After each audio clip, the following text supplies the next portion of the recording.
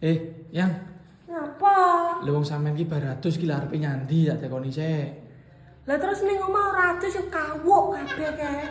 Duh, kamu piye? Mas iki sampean ki arepe nyandi lho.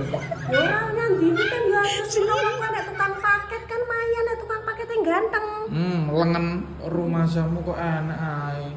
Iki mung kira-kira sampean adus sing tenanan pura kok rambutmu sik garing ngono kuwi. Lho apa terus adus sih rambutnya kudu teles apa piye? Iki mung kan dijepit ditekuk ngene to. Berarti gak gerujukan apa? Ya ora nyapa grujukan ya ora nyapa-nyapa kok iso. Wong iso koyo ngono. Wis lulup koyo bebek jelas lamu adus ya. Lek aku sulup ka bebek delok entuk jeding cuwili kok ketinggi sulup lebih karpe. Tapi biasanya tak konangi sulap dhewe ning kono karo masamu kungkum Kuwi duduk slulup, kuwi ngono berendam cantik ngono langgitanmu. Mergo aku ki ora duwe bed up apa jenenge bed up sing kaya ngene apik ngono kayak kembang-kembang ngono kuwi lho.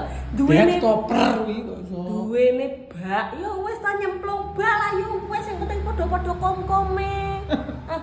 Alah ribet men kok.